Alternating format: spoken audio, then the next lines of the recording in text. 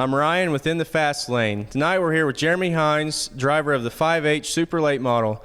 Jeremy, thanks for having us tonight. I'd like to start out by, mentioning your family, and I know your wife and kids, they're at every race, every week. Tell us a little bit about, how that influences you in your racing career.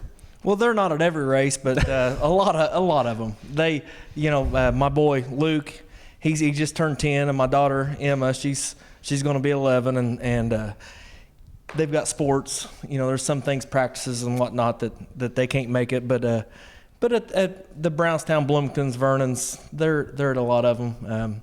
They enjoy it. I know Jamie, at the photo booth up there, she helps the kids out, and I think they swindle her out of a few pictures every now and then, but we're big avid sports fans, and Luke's not gonna like us watching you. You got that. Somebody. Well, I know I'm gonna catch a little hell for this on the especially in this garage. Oh, I know. I already have, but no, my wife's been great.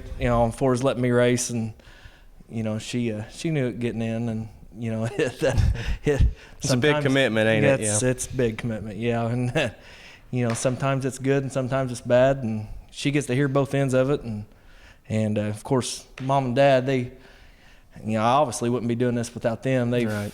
Still today are helping me leaps and bounds on, everything. As far as this shop and cars and motors throughout the years, and support and everything. Right.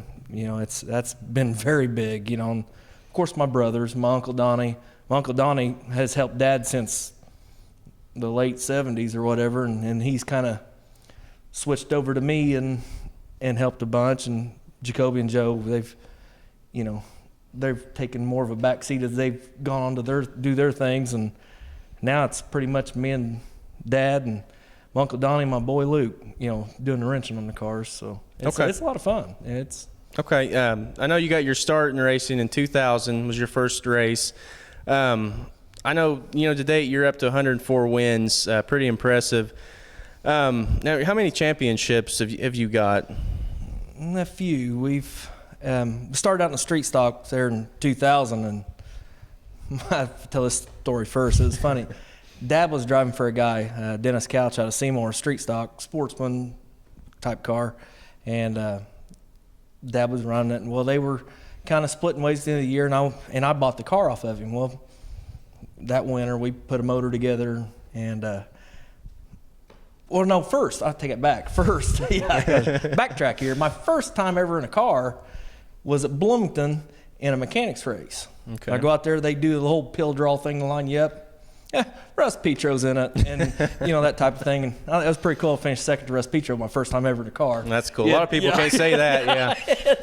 So of course, he's won a million races or whatever. Yeah, that was pretty cool. But no, my first, and then I bought that car, and my first race we was at graduation at Franklin College. That was my very first race for my own, and we had the car in the parking lot. Threw the hat off to Paragon, we went, and we went out and run that night, and we run the rest of the summer, I think. So, that was, that's kind of how it got started. Okay, and I know, back to championships, you got, is it 2 national championships in the sportsman class now? Yes, yeah, I won the national title in 2008 and 2011 in the sportsman car, and then I won the 2006, 7, and 8 points at Bloomington in the sportsman. 2009 and 10, the crate late models at Ponderosa Speedway, and down in Junction City, Kentucky. And then 2011, I won the points at Bloomington in the sportsman car. And then this past year, I won the super late model points at Brownstown, and then also that series in Kentucky and Tennessee, United Super Dirt Car Series. I won that series points this year in the super late models. So obviously, you've raced a ton of races. If one race stands out, in your mind is, being a really good experience, which one would that be? Probably the year 2000. My dad and I finished first and second at Bloomington Speedway, and that's the first time anybody's ever, Bloomington's pretty rich in history, right. And in my opinion, top-notch, first-class right. deal. And we finished first and second 3 times in a row, and that's pretty big in my book. Okay, now everybody's got a worst experience too. What would you say is your worst experience? Probably leading a 7,500 to win street stock race at Brownstown, Illinois, and the spark plug wire come off. I bet, yeah. Very disheartening. And if I'd known it was a spark plug wire, I'd have stayed out. But it was Dad's motor and my car, and I was scared to death of blowing the daggone thing up. So I pulled in the pits. And, that was a pretty bad deal. That'd have been a big win. Yeah. Okay. We're trying to get families more involved in racing now, and I know, in recent years, families are just not coming out to the racetrack anymore. What do you think's one thing, we could do, to get families and kids back involved in racing? Well, like I said earlier, Dad's been racing since the late 70s, early 80s, and I remember when I was a kid, back then kids weren't allowed in the pits like they are today, and they'd have bicycle races and foot races and all kinds of stuff, and then their drivers would come out and race the kids and stuff. When I was a kid at 8, 9, 10 years old at the racetrack, 6, 7, 8 years old or whatever, I still remember that stuff. Oh yeah. Yeah, and I don't know if any tracks do that anymore. No, I know of. Not many. Something else I remember as a kid going to the races was, after the race is over, Brownstown used to have the payout window in the infield, kind of where Victory Lane is now, the little white building. Well, everybody would load their cars up, and everybody would drive either on the lineup chute or out on the track with their haulers.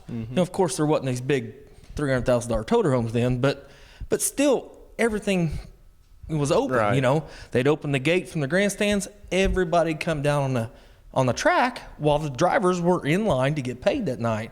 And when I was a little kid, the old school popcorn box, we'd rip the top off one of those things and steal an ink pen from Mom's purse, and I'd have Mike Jewell and Don Hobbs and Don O'Neill and all those guys. I mean, I still have those autographs.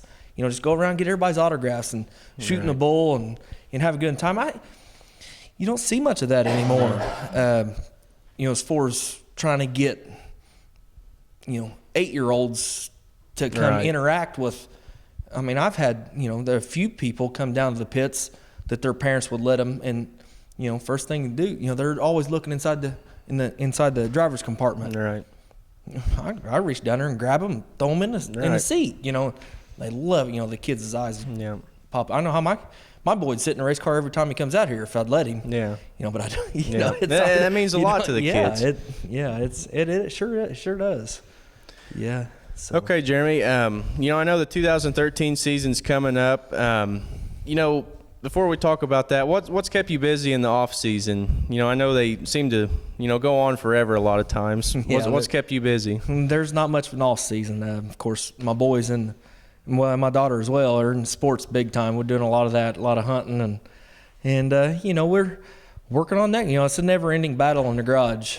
We just sold the car, and we're getting ready to we've already got it on order, get a new master built, and we're gonna trying to get things tidied up and some winter maintenance going on, getting ready for next year. Get on the road. So as far as racing, you gonna race on the road more, or are you just kind of waiting on schedules too, or? Yeah, obviously we've got to wait on schedules. Right. That's a big thing.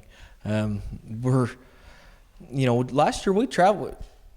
Last year was the least amount I've raced in a long time, but yet we traveled the most. Right. I mean, we were in Tennessee and Ohio and obviously Indiana and Kentucky and a lot, but we're just gonna have to wait and see how it goes. And a lot of that depends on how we run. It's hard to get up and down the road with $4 a gallon diesel, and you're not running very well. So we've got to be able to run well to be able to go to those places. Okay. And I know, as far as traveling and all that, it helps to have, some good sponsors. Who have you got sponsor-wise you'd like to thank? Well, I've got a lot, and I'm working on a lot more, I hope. George's of Seymour, they've been real good to me over the years, and Masterbuilt, they've been top-notch. I mean, couldn't ask for a better chassis builder. They've been a lot of help to us. Cornet Race Engines, Jeff Martin Motorsports, Mojo Motorsports. That's a new one we just picked up, and that's Turtle and Jane, and they're big fans of ours. Johnny Kane's Custom Flooring and Lucas Oil and Schaefer Photos and Custom Tees. They help us out a bunch. Like I said earlier, Jamie takes care of the kids up in the grandstands. Yeah. Okay, Jeremy. Well, we appreciate your time tonight. Wish you the best of luck this season, and hopefully we get to see you in Victory Lane. And I hope so. Thanks.